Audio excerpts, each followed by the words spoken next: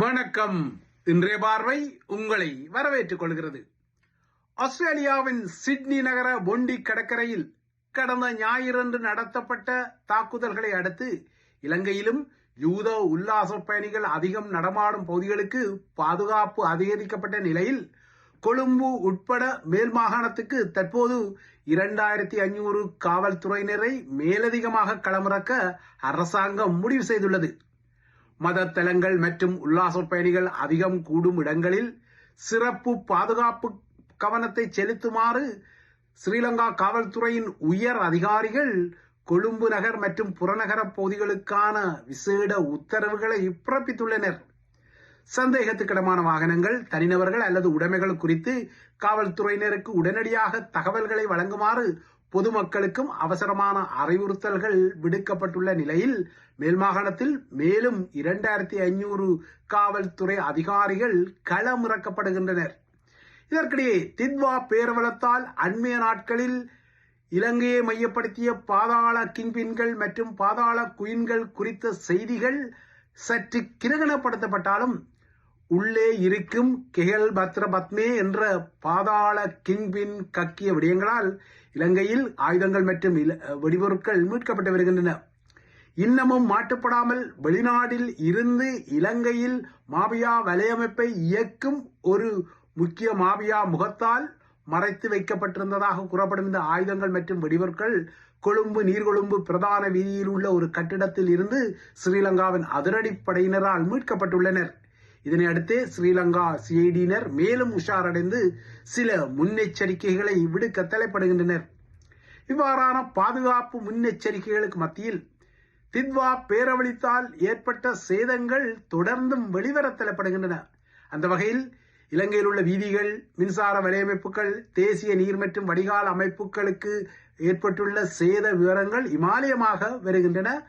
இந்த 3 மையங்களையும், அதாவது 3 துறைகளையும் கையாளும் அரச நிறுவனங்களுக்கு மொத்தமாக 216 பில்லியன் ரூபா உட்கட்டமைப்பு சேதம் ஏற்பட்டுள்ளதாக இந்த வாரம் நாடாளுமன்ற குழுவுக்கு அறிக்கையிடப்பட்டுள்ளது.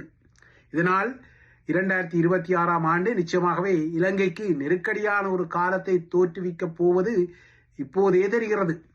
தற்போது நாடாளுமன்றத்துக்கு அறிக்கையிடப்பட்ட முதற்கட்ட மதிப்பீடுகளில் 316 வீதிகளும் 40 பாலங்களும் அண்மைய வெள்ளப்பெருக்கில் சேதமடைந்துள்ளதாக அறிக்கையிடப்பட்டுள்ளது. ஆனால் இந்த சேத மதிப்பீட்டில் இன்னமும் நாடளாவிய ரீதியில் தொடர்ந்து தடங்கள் மற்றும் பிராந்திய வீதிகளுக்கு ஏற்பட்டுள்ள சேத மதிப்பீடுகள் உள்ளடக்கப்படாததால் அந்த சேத மதிப்பீடுகளும் உள்ளடக்கப்பட்டால் செலவீனம் இன்னும் எகிரும் என்பதும் கவலைக்குரிய ஒரு விடயம். இதேபோல இலங்கையின் மின்சார வலையமைப்புகளுக்கு ஏற்பட்ட சேதம் 20 பில்லியன் இலங்கை ரூபாய் என மதிப்பிடப்பட்டுள்ளது. இதற்கு முப்பால் 156 நீர் விநியோக திட்டங்கள் வெள்ளத்தால் சேதமடைந்துள்ளதால் ஸ்ரீலங்காவின் தேசிய நீர்வளங்கள் மற்றும் வடிகால் அமைப்புக்கு 6 பில்லியன் ரூபாய் முதற்கட்ட இழப்பாக ஏற்பட்டுள்ளதாகவும் அறிக்கையிடப்பட்டுள்ளது. இப்போது இவற்றின் மீள்கட்டமைப்புகள் அவசியமாக உள்ளன. எனினும் இந்த மீள்கட்டமைப்புக்கு கடன்களை வாங்கிக் கொள்ளாமல் வெளிநாடுகளிலிருந்து இயன்றவரை மானிய நிதியை, அதாவது இனாமாக நிதியை பெறுவதற்கு அரசாங்கம் முயற்சிகளை மேற்கொள்கின்றது. இந்த நிர்மாண திட்டங்களுக்கு கடன்களை வாங்கினால் அந்த கடன் சுமை மின்சாரம் மற்றும் நீர் விநியோகங்களுக்குரிய கட்டணங்களை இன்னும் உயர வைக்கும் என்பதால் ஏற்கனவே மக்கள் நீர் மற்றும் மின்சார கட்டணங்களை அதிகமாக செலுத்தும் நிலையில் அதனால் திணறிக்கொள்ளும் போது இன்னமும் நீர் மின்சார கட்டணங்கள் உயர்ந்தால் அது அரசாங்கத்திற்கு எதிராக மக்கள் கிளர்ச்சியை அதிகரிக்கும் என்பதால் மீள்கட்டமைப்புக்கு கடன்களை வாங்காமல் மானியங்களாக வாங்கி இந்த நிர்மாணத்தை செய்து கொள்ளுங்கள் என அரசாங்கம் திட்டங்களை போட்டாலும் வெளிநாடுகளிலிருந்து அதற்கான நிதியை கறக்க முயன்றாலும் இதுவரை பெரிய அளவுக்கு மானிய நிதி இந்த விடயத்தில் கிட்டவில்லை. மாறாக உடனடி நிவாரணங்களுக்குரிய நிதிகளும் பொருட்களும் தான் அதிகமாக சேருகின்றன. அந்த வகையில் இன்று அதிகாலை ஐரோப்பிய ஒன்றியத்தின் 5 மில்லியன் யூரோ மதிப்புள்ள 69,000 கிலோ அத்தியாவசிய பொருட்களுடன் ஒரு சரக்கு விமானம் கட்டுநாயக்காவில் தர இறங்கியது. கூடாரங்கள், படுக்கை விரிப்புகள், சமையலறை பாத்திரங்கள், நீர் விநியோக உபகரணங்கள் உட்பட்ட சரக்குகள் இந்த விமானத்தில் வந்திறங்கியுள்ளன. ஐரோப்பிய ஒன்றியத்தின் இந்த உதவி விமானம் கட்டுநாயக்காவில் தர இறங்குவதற்கு முன்னர் அதே கட்டுநாயக்கா விமான நிலையத்தை நேற்று நள்ளிரவு நேரத்தில் துருக்கியின் டேக்கிஸ் ஏர்லைன்ஸின் பயணிகள் விமானம் ஒன்று பரபரப்பாக மாற்றியிருந்தது. கட்டுநாயக்காவிலிருந்து துருக்கி நகரான இஸ்தாம்புலை நோக்கி பயணப்பட்ட இந்த விமானம் விமான நிலையத்திலிருந்து மேல் எழுந்த உடனேயே அதன் லேண்டிங் கியர் எனப்படும் தரையிறங்கு சக்கரங்களை உள்ளிழுக்கும் பொறிமுறை பழுதாகி இருந்தது. இதனால் விமான ஓட்டிகளுக்கு பதற்றம் ஏற்பட்ட பின்னர் அவசர தரையிறக்கு முயற்சிகள் ஆரம்பமாகின. ஆனால் இந்த விமானத்தில் முழுமையாக எரிபொருள் நிரப்பப்பட்டிருந்ததால் தரையிறக்கு வேளையில் விபரீதங்கள் ஏற்படுவதை தவிர்ப்பதற்காக பாதுகாப்பு காரணங்களுக்காக நீர்கொழும்பு கடற்கரப்புக்கு மேலாக இந்த விமானம் அதிகமாக வட்டமடித்து விமானத்தில் இருந்த எரிபொருளை வானில் கொட்டி இருந்தது. இது டம்மிங் சிஸ்டம் எனப்படும் ஒரு முறை. பல தடவைகள் நீர்கொழும்பு கடற்பிராந்தியத்துக்கு மேலாக இந்த விமானம் வட்டமடித்ததால் விமானத்தில் இருந்த பயணிகளுக்கும் தரையில் இருந்த மக்களுக்கும், அதாவது ஒரு விமானம் நீண்ட நேரமாக இரவு நேரத்தில் வானில் வட்டம் அடித்ததால் பெரும் அச்சநிலை ஏற்பட்டது. இந்த விமானம் இறுதியில் பாதுகாப்பாக தரையிறக்கப்பட்டது. எனினும் இந்த தரையிறக்கத்துக்கு முன்னரான நிலைமைகள் மிகவும் கட்டுநாயக்காவை பரபரப்பாக மாற்றியிருந்ததை அவதானிக்க முடிந்தது.